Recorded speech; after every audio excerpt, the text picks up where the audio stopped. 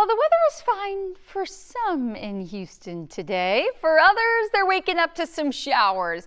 It's been hit or miss pretty much all week. I think what everybody can agree on is, yes, you go through a round of storms, but then it cools you down a little bit. And that is very, very welcomed at the end of August here in Southeast Texas. And it's the long holiday weekend. Maybe some folks were sick today, want to have 4 days off.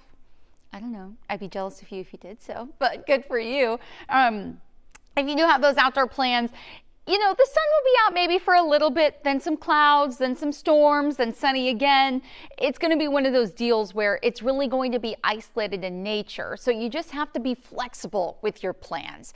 I don't know if you joined us on the after show, but I was with Sally Mack and Shelby Rose, and they were like, it feels like every holiday weekend we have some sort of, rain moving in or something like that. And, yeah, that's going to be the case, but it's not going to be a complete washout, which I think is really good news. Now, some spots of the country might be seeing some storms pulse up. My brother lives in Minneapolis, and he's texted me the last few days, and he's like, there's been storms. He did have some tree damage to his roof because of the severe weather that rolled through. But then others are going to be all about the heat, and it's going to be a good time to go to the beach. So it really just depends on where you are. And we will have a friend joining us in just a bit, hopefully soon here, who is in coastal Georgia.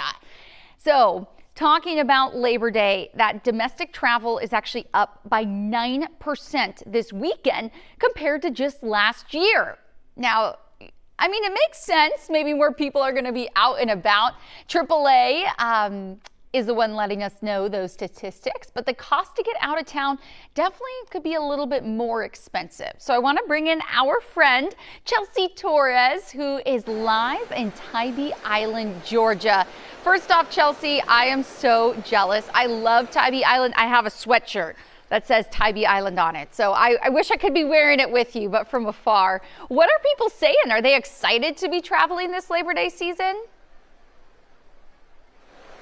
Allison, I can tell you this, since you've been here, you know what the weather feels like, and honestly, it feels a lot like in Galveston. It's humid and it's hot, and that's exactly how it's been all morning today. But a lot of travelers are telling me that really budget was top of mind when they thought about heading out for Labor Day weekend, but also budget has been top of mind when they had any trips planned for the entire summer. AAA says that travel costs, though, are down 2% this year than they are compared to years last. I spoke to a managing editor from the Points Guy, a travel website, and they say that people are really more conscious of travel costs this year than they have been in years past. They say inflation caused several people to actually rethink their travel plans, which the Points Guy says brought on more hotel and even airline deals. NerdWallet says hotels are down nearly 3%, but they are actually up 10% just before the pandemic. So that goes to show just how much prices have increased. One couple tells me they had several trips planned this summer, but did choose which ones to splurge on and which ones to keep on a tighter budget. Decide where we want to go, then we budget into it. My son researches everything and plans out, and they even sit for months watching the restaurants and getting reviews and things, so he helps me a lot too. So even if we do have the money, we still budget out. Now, about 80%, so a majority of people that are traveling this weekend are traveling within their region, and AAA even says that those flight tickets, those plane tickets are actually pretty cheap if you're going to be flying within the country. But if you're trying to fly outside of the U.S., just know those prices have gone up nearly 11% from last year. So they're definitely a little bit pricier if you're planning an overseas trip. In Tybee Island, Georgia, Chelsea Torres, back to you. Thanks, Chelsea. Well, I have a few questions for you because it doesn't look like there's too many folks behind you yet, but do you think it's going to get really busy there this weekend? So yesterday it was pretty slow. I didn't really see too many. Actually, the past few days I've been kind of making my way to Tybee Island just to see what it's like, and not too many people. It just started picking up though here near the pier in the past, I'd say hour and a half. But even then, it's not packed to what you're used to seeing even out in Galveston or maybe out along the Texas coast. So not as jam-packed as you're typically used to seeing. So if you're ever out on this side of Georgia on the East Coast, this is probably a nice quiet type coastal beach beach town to come to. Oh, that's so nice. Because when I used to live in Florida, it was like one of those deals where you couldn't even like walk down the beach. There were too many people. But if you are there, we went to a really good ice cream shop. I don't remember what it was called, but it was like right on the little strip there. So hopefully you can have some ice cream to cool off because it looks pretty warm out there. Yeah, Allison, it is hot and it is humid and I've been melting. I'm definitely going to find that ice cream.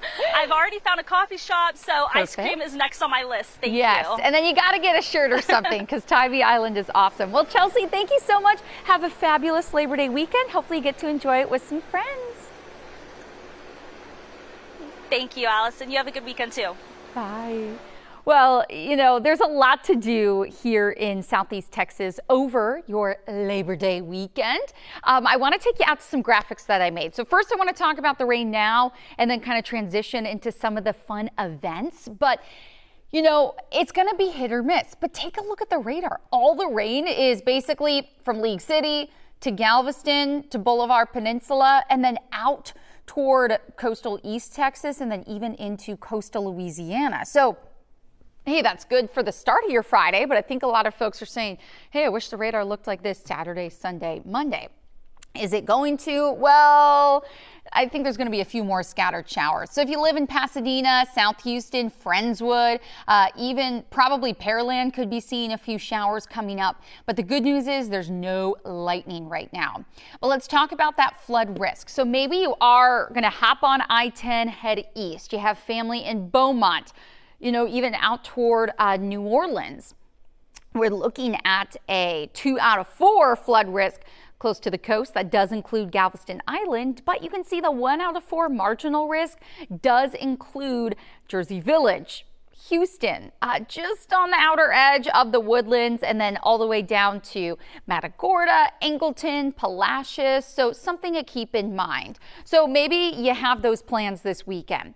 Now, I will say that these icons make it look like it's going to be a complete washout, but that's definitely not the case, which is good news. And when you do see a shower, it will cool you down just a bit. So we like that. But maybe you're planning on heading out to a Friday Night Lights game. Ooh, Texas, high school football on a Friday, there's nothing better. But you will need to keep an eye on the radar because I would say rain's going to be a higher likelihood than lightning, but still going to be a possibility. I know that if there's lightning, they're going to stop the game. Everyone's going to have to go get in their cars or find shelter. So just make sure that you know where that path is just in case it happens. Or maybe you have the kiddos and you want to head out to Wood Chase Park. So I just saw that they were doing this summer movie night series, and today is Coco happening at 7 p.m. But again, chance for that rain. And you know, I was kind of looking at pictures for the park, and it doesn't look like there's any really big overhang, at least the views that I was seeing. So, you know, I would definitely have a backup for the kiddos there. But starting today and continuing through the weekend, it is the first weekend of the Birds of the World exhibit. And I'm actually going to have a story coming up that our Sally Mack went out, and you can kind of see some of the birds and know what to expect when you go. But the good news is it starts today, and then obviously this is going to continue for a while, so you have time. But that might be something fun to do. And it's nice when you go to the zoo because there are areas of shade. You can get a snow cone, you know, whatever it is, that's something to look forward to. Okay, then comes Sunday. It's called Labor Day at Waterway Square. So this is in the Woodlands, 5 to 9. They are doing an event. There's going to be music. I think there's an apple pie eating contest. It sounds like fun, but the chance for rain. Again, I don't think it's going to be all 4 hours that there's rain, but we're just saying, hey, there's a chance that within this time frame, we could be seeing a shower or two. So I guess that just means you can go out to, you know, one of the restaurants, one of the shops, and kind of take shelter. And then once it stops raining, the music will be had. And then Monday, I also found a fun event in Friendswood, old-fashioned ice cream social, 5 to 7 o'clock, so on your Labor Day. Again, chance for a few showers, but if you don't see the rain, it is going to be warm and probably humid. Highs right around that 90-degree mark. So Something fun to do, but let's get into kind of the business of your Labor Day. More than 17 million people are expected to pass through airports across the country. But guess what? Even more will be hitting the road. That means delays. If you're driving, AAA advises getting to the road early or late to avoid getting caught in any type of traffic. And hey, we're used to the traffic here in Houston. I will say one silver lining, cheaper prices at the pump. AAA says that the average in Texas is $2.92 a gallon. In Harris County, it's $2.96. That's down 40 cents. Yeah, from this time last year. Okay, that works for me. But we want everybody to be safe this holiday season. My husband was the first to tell me that yesterday, and then for the next 4 days, there is football. So I know folks are going to be excited. They're going to be having people out to watch the games. But the Houston Fire Department wants to make sure that everybody is going to stay safe while doing it. So they did share some tips that if you are grilling at home this weekend, they say your grill should be at least 10 feet away from your house. If you have a gas grill, make sure that there are absolutely no leaks. And if you have a portable extinguisher or water hose close by, just in case something happens. And they always acknowledge the start of college football, like I mentioned, and tailgating is returning, so make sure you're staying safe. If you decide to tailgate and you want to grill outdoors in the parking lot, make sure your grill is a good amount of space away from your vehicles. Never grill in the back of your truck or in the bed of your truck. And when you finish grilling, make sure those coals are saturated with water before disposing of them. And that's good tips because you know people will be probably going into the game if there are any here around H-Town. Well, the Houston airport system says it will greet more than 880,000 passengers. Yeah, you heard that right. During the 5-day period. And that began yesterday, or today rather, and then ends on Tuesday, with the single busiest day being today. Yes, that's 4% more travelers than last year, 10% more than 2022. And the airports recommend, as always, arrive early. If you can, reserve your parking online, especially at Bush Intercontinental, that there's been a lot of construction and you know how much of a mess that is now. So just try to pay ahead, and it's easy and you are guaranteed a spot. They do have those off-site ones as well, which is always, you know, a good option because it's definitely a bit pricier the closer to the airport that you are. But if you are picking up a, they say please wait at the cell phone lot until your passenger is ready and arrives and has their bags. That's like the key, because I know when I've tried to pick up and you try to loop and then you're stuck in traffic and they're like, okay, I'm ready. And you're like, I just passed, like be there in 10 minutes. So, you know, words of the wise. Well, coming up, hey, it's Friday, and of course we have animal stories for you. So we'll have more details on that, and even an update on when the astronauts that are stranded in space could be coming right back to Earth. Make sure you stick with us.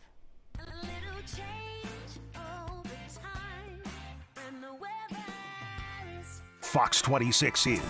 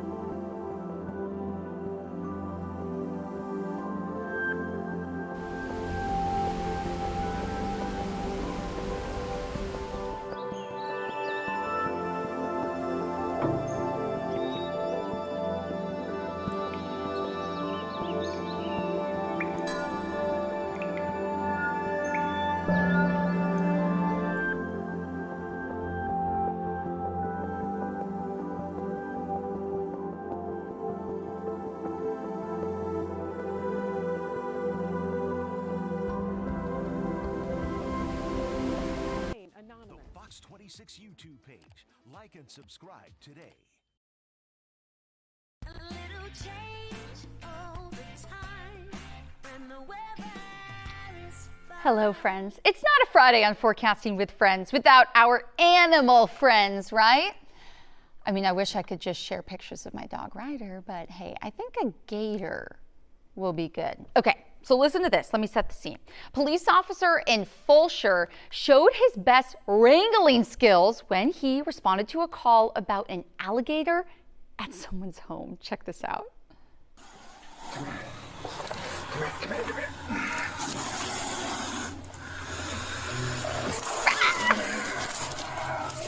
He got him. He got him. One try. No fear. No hesitation at all. Lieutenant Bill Henry dives right in to wrangle that loose gator, catching it with his bare hands, as you can see. It kind of hissed at him there, like he was like, "Bah!" He's like, "Don't come at me." He's like, no, I got it. Thankfully, no bites, no nothing, and the gator was safely relocated. But the lieutenant was telling reporters, you can't take the boy out of the country. Oh, you can take the boy out of the country, rather, but you can't take the country out of the boy. That is so crazy. And I mean, it doesn't look big, but that is a feisty little guy. Yeah, he could put his hands around him, but take a look at him trying to do the death roll like we talk about with gators, the big ones. If they get you, they'll roll, and you can't get out of their hands. So here, this little hiss. Very impressive. Thank you so much, officer. I bet the homeowners were like, please, I can't let my dog out the front door. I don't know, that's crazy. Well, remember I had mentioned that there is a new exhibit at the Houston Zoo. Well, starting today, you can learn more about birds from all over the world, and you don't have to go anywhere. Right here in H-Town, the Houston Zoo is introducing their newest exhibit, Birds of the World, and our very own Sally Mack got a closer look. The new Birds of the World exhibit here at the Houston Zoo opens to the public this Labor Day weekend. I have Rick Urban, curator of the exhibit, here to tell us a little bit more about it. Congratulations. Yes, thank you very much. So what do you want people to know about this brand new exhibit?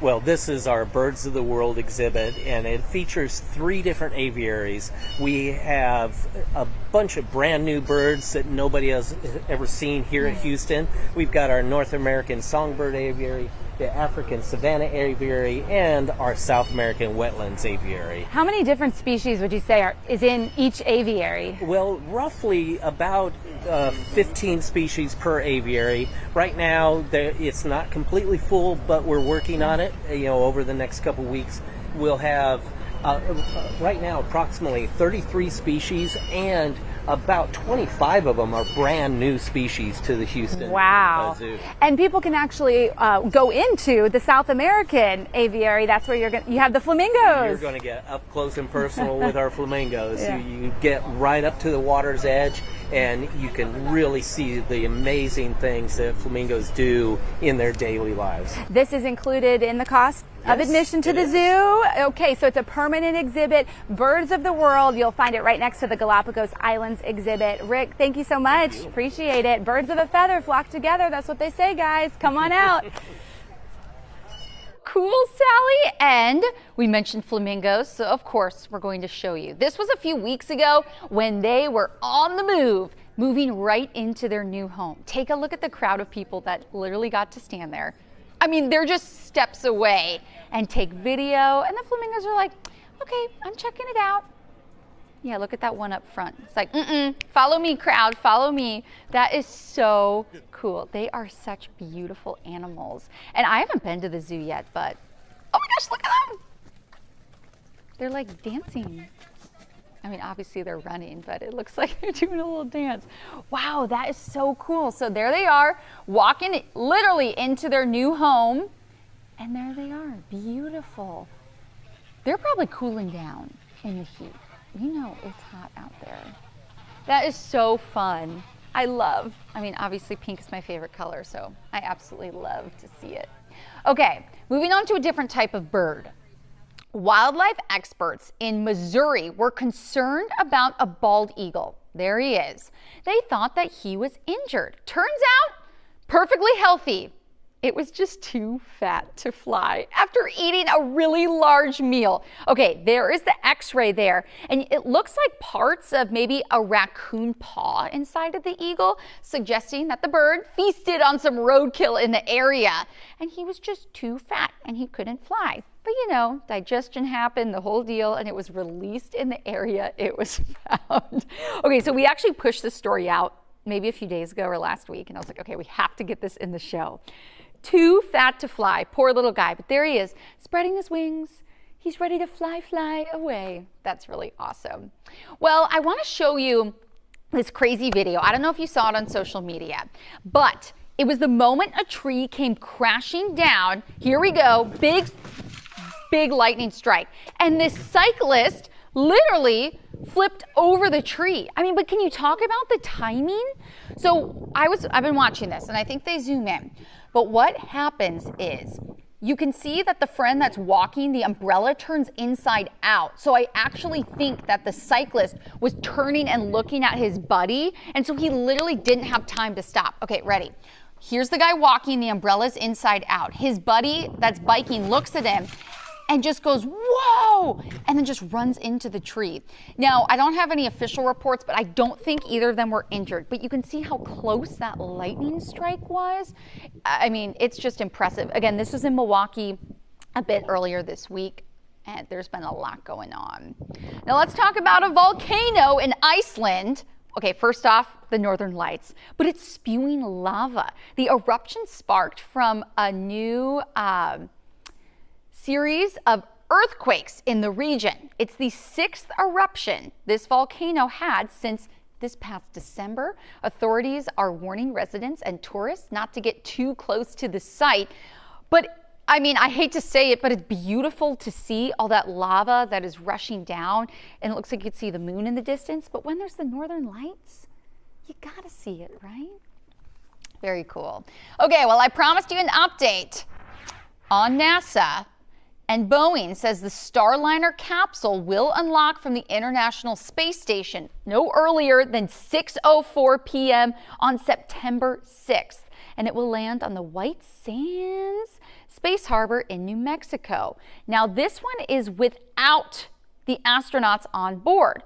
Butch Wilmer and Suni Williams will come home on a SpaceX Dragon capsule. They've been stranded since June. Their return to Earth is scheduled in February. Now, it is going to be on a SpaceX vehicle, so Elon Musk is going to help them out, but they're not going to be able to get on that one that is early September. They're rather waiting for February. So a lot going on, guys. I'm gonna do one more quick story before we're gonna have to go, but I did want to give you an update on the roof at NRG Stadium. Remember that Hurricane Beryl blew off a portion of it? Well, they are hoping to have one of the panels repaired before the Texans season home opener against the Bears on Sunday, September 15th. Second panel, though, expected to be repaired before their home game against the Jacksonville Jaguars on September 29th. So, hey, we'll take at least getting one panel. NRG officials say that they will be informed on the weather and make sure that you prepare to dress accordingly, especially if you're under it and it's hot, you're gonna be toasting. But if it's rainy, you're gonna be raining. Anyway, okay, stick with us. I'll have one more update on your forecast coming up next. A little change over time, and the weather is Fox 26 is